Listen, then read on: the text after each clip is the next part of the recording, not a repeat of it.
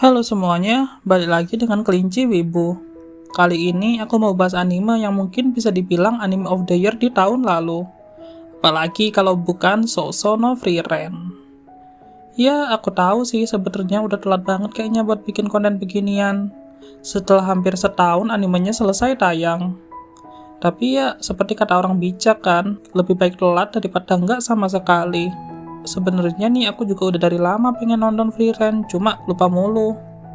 Dan akhirnya aku baru lihat pengumuman di Muse Indonesia yang katanya nih lisensi Frieren mau berakhir tanggal 15 September 2024. Karena itu aku buru-buru maraton anime ini, dan ternyata nggak ngikutin anime Frieren waktu ongoing tuh ngebuatku sedikit sedih dan nyesel sebenarnya. Kalau nonton sendiri begini sih emang enak, bisa langsung banyak, tapi kekurangannya nggak bisa ngikutin hype komunitas tiap episodenya rilis. Dimana kalau ada yang bikin hype selalu ada postingan-postingan yang bakal seliweran di media sosial kalian. Intinya gitu sih. Jadi karena aku lagi maraton Frieren ya udah sekalian aja aku bikin konten. Tapi ya meski aku bilangnya ini konten bahas Frieren, aku nggak mau bahas hal-hal teknis seperti ceritanya, animasinya, dan lain-lain. Karena ya semua orang juga udah tahu anjir kalau Frieren itu anime yang bagus. Lagian juga udah banyak yang bahas hal-hal tersebut. Mungkin aku mau bagiin pengalamanku pas lagi nonton Frieren aja kali ya. Ya, anggap aja ini bacotan dari segala pemikiran serta hal yang berkesan bagiku saat nonton Frieren. Mungkin ya sekalian bisa diskusi nanti di kolom komentar, karena aku pengen nimbrung diskusi yang dulu aku nggak bisa ikutin karena belum nonton animenya. Pertama nih, sebenarnya yang mau aku omongin tuh dulu permasalahan yang bilang Frieren anime ngantuk dan semacamnya lah. Gimana ya, namanya juga Frieren itu anime santai, bukan anime action yang bisa memacu adrenalin atau anime dengan plot berat yang membuat kita memutar otak untuk menontonnya. Nonton Frieren tuh enak banget malah bagiku yang kadang habis capek setelah melakukan aktivitas sehari-hari. Ketika aku nonton Frieren, entah gimana mereka bisa membuatku masuk ke dalam cerita yang mau disajikan oleh anime ini. Dan aku malah gak ngerasa ngantuk sama sekali waktu pertama kali nonton. Episode 1 sendiri menurutku penuh emosional. Gimana kegembiraan warga ketika melihat party pahlawan yang udah berhasil ngalahin Raja Iblis. Flashback singkat ketika awal perjalanan mereka yang lumayan lucu. Hingga flashback kejadian-kejadian yang mereka alami layaknya sebuah slideshow singkat yang membuat kita ikut merasakan nostalgia. Ya dari hal-hal kecil ini aja itu sih udah menyentuh perasaanku ya. Hingga akhirnya kematian Himmel yang membuat kita haru dan diperlihatkan Frieren yang menangis karena tidak terlalu dan tidak mencoba untuk mengenal dia lebih dalam. Bagiku sendiri sih, pengaturan 4 episode yang dijadikan satu dalam video berdurasi 2 jam adalah cara yang sangat baik untuk mengenalkan dan menjadi penentu buat kalian yang mau ngikutin kisah Frieren ke depannya. Kalau dari 2 jam pertama kalian terpikat dengan pembawaan ceritanya, maka kedepannya akan lebih menikmati anime ini. Terus, lagi yang mau ku bahas tuh permasalahan dulu yang bilang opening pertamanya nggak cocok sama atmosfer dari anime Frieren. Menurutku ya, ini sih 50-50 antara cocok nggak cocok. Aku tahu kalau musiknya YOASOBI itu terlalu upbeat dan nggak selaras sama tema damai yang mau disajikan oleh anime ini. Tapi di lain sisi, kalau kalian melihat di liriknya sih, itu penggambaran untuk cerita Frieren banget. Apalagi intro lagunya dengan kalimat dahulu kala di suatu negeri. Kalau masalah musik sih, menurutku sendiri, ini emang sengaja dibuat biar openingnya ngasih tambahan adrenalin ketika menonton. Biar seimbang dengan animenya yang sejuk dan damai. Mungkin kalau dicontohin tuh mirip opening Kino no Tabi yang menggunakan musik J-pop pada umumnya. Dan keluar dari itu semua, apa yang paling kusuka dan paling berkesan padaku ketika nonton anime ini, ya jelas dari penggambaran dan dialog yang memberiku insight-insight menarik ketika menontonnya.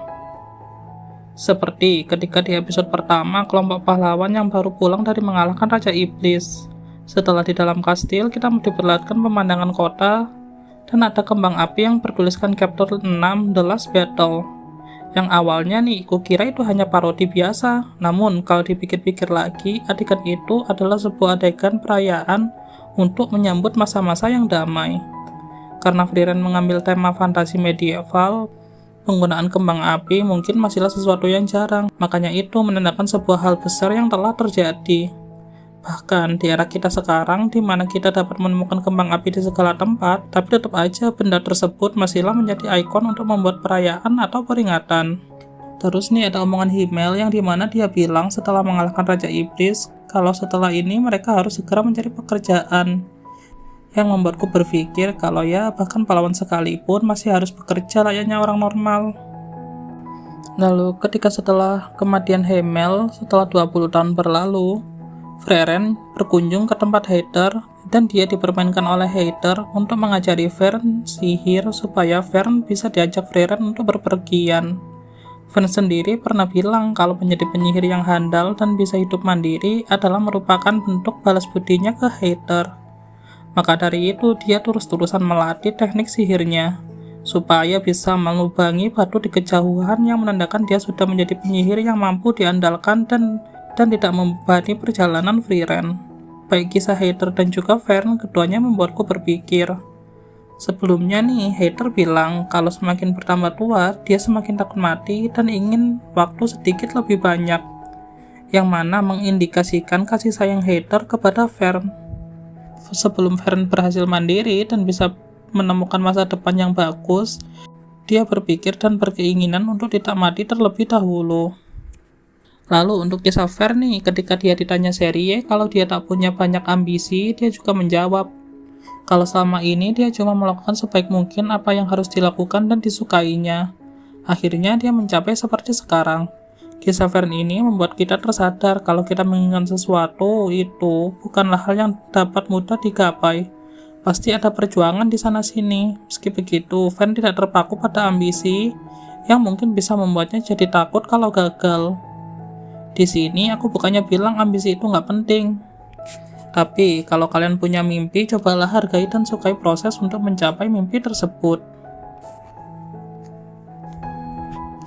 Lalu aku juga belajar banyak dari Stark bahwa apa yang kita takuti itu mungkin sebenarnya nggak terlalu menakutkan. Sama seperti Stark yang sudah mendedikasikan kehidupannya untuk berlatih, kerja keras yang sudah dia lakukan tidak mengkhianati hasilnya. Pada akhirnya, Stark dapat mengalahkan naga yang selama ini dia takuti. Mungkin kita pernah ngerasa kalau usaha kita sebenarnya sia-sia dan ingin berhenti saja. Karena kita belum dapat meraih impian besar kita. Kita harus lihat lagi apa yang sudah kita lakukan selama ini. Dan hasil dari usaha itu, meski kecil, itu sudah cukup. Selain itu, apa yang kunikmati adalah bagaimana perubahan sikap Frieren yang dulunya acuh tak acuh terhadap manusia mulai bisa membuka dirinya untuk mengenal manusia. Sama seperti yang ia ingin lakukan selepas kepergian Himmel. Mulai dari episode 1 sampai ke depannya, kita akan melihat kalau ekspresi Frieren itu lebih melembut dan dia juga mulai menghargai waktu orang lain. Yang mana, ini menurutku adalah dasar dari hubungan sosial. Jikalau kalian ingin dihargai orang lain, maka hargailah juga orang lain. Karena interaksi sosial itu bukan cuma sekedar interaksi satu arah aja. Di arc penyerangan aura, kita banyak dikasih tahu tentang ego dari kaum iblis, di mana mereka sering sesumbar dan juga mengutamakan kebanggaan mereka. Jika mereka adalah penyihir yang ditantang untuk adu sihir, mereka akan meladeni dengan dari depan tanpa adanya trik kotor yang digunakan. Sama seperti ketika Luckner sudah berhasil menangkap Vern, dia malah melepaskannya dan beradu sihir dengan Vern secara jujur. Pada awalnya, Luckner merasa akan menang karena tahu kebanyakan sihir yang digunakan Vern memakan banyak mana, tapi ini adalah yang diinginkan Vern. Dia membatasi daya sihirnya supaya bisa mengelabui lawannya. Ketika mengetahui ini, Luckner sangat marah dan mengutuk Vern. Tapi yang namanya pertarungan di ambang kematian, nggak ada aturan yang pasti. Sama seperti Aura, seharusnya dia bisa memojokkan Frieren dengan pasukan undead-nya. Dia malah lebih memilih untuk bergantung kepada timbangan sihirnya, dan dia merasa kalau daya sihirnya lebih besar dari Frieren. Namun itu adalah kesalahan yang sangat fatal yang sudah dia lakukan. Akhirnya dia dikalahkan Frieren dengan hina. Dari sini, aku berpikir dan belajar strategi dasar untuk melawan orang yang penuh ego. Buatlah mereka berada di atas angin, dan tunggu mereka sampai membuat kesalahan. Ketika mereka menyadari ada yang janggal dengan pergerakan kita, itu sudah terlambat untuk bereaksi. Dan juga di sini kita belajar bahwa jangan terlalu senang dulu ketika sudah memojokkan lawan. Pastikan kalau lawanmu sudah nggak bisa apa-apa lagi atau skakmat. Banyak hal lain lagi yang menurutku bisa kita pelajari di anime ini. Ketika bertemu dengan pendeta bernama Shane, entah kenapa aku sangat relate dengan dirinya yang merasa sudah terlambat untuk meraih impiannya. Dia memilih untuk nggak ikut temannya 10 tahun yang lalu, dan temannya yang berjanji untuk kembali dalam 3 tahun itu belum pernah kembali. Shane terpaku oleh masa lalu dia, nggak bisa berangkat, dan akhirnya malah mencari-cari alasan untuk tetap berada di zona amannya. Sampai pada akhirnya dia sadar.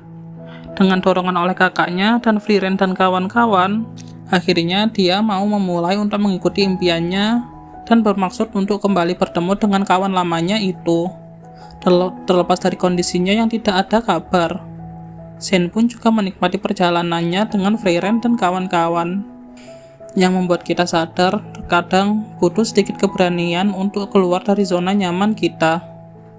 Terbelenggu dengan masa lalu itu bukanlah suatu hal yang baik, karena kita hidup di masa sekarang. Ku bilang terbelenggu di sini berbeda dengan Frieren yang membawa masa lalunya dan menghargainya seumur hidup dan terus melangkah maju. Plot twist dari kebenaran ternyata Himmel nggak dapat mencabut pedang pahlawan sendiri juga menurutku bagus banget. Memberi kita gambaran bahwa tanpa status sekalipun, orang bisa membuktikan apa yang dia inginkan asal dia terus berusaha dan maju. Dan yang nggak boleh luput untuk disebutkan menurutku jelas tadi lingkungan dan sosial yang ada di anime Frieren. Dibalut dan diiring oleh musik-musik yang indah, kita bisa masuk jauh lebih dalam ke dalam dunia dari cerita Sousou no Frieren. Apalagi bagi orang yang ketika menonton anime ini sudah capek dengan hiruk-pikuk dan keseharian di dunia modern. Frieren bisa jadi obat sekaligus wisata ala kadarnya untuk mengobati jiwa-jiwa yang sudah lelah. Sambil melihat keindahan alam yang disajikan atau hanya sekedar tersenyum melihat keakraban antara para warga yang sudah jarang kita temui di zaman sekarang. Seperti contohnya Stark yang dikenang oleh banyak orang di kota penyihir padahal hanya sedikit bantu-bantu. Menggambarkan bahwa orang-orang di sana sangat menghargai hidup gotong royong yang mana bantuan sekecil apapun sangat berharga bagi mereka. Seperti kisah pahlawan Himmel yang menolong hal-hal remeh di kampung halaman Wilber, yang mana akhirnya jadi kenangan terindah oleh para warganya.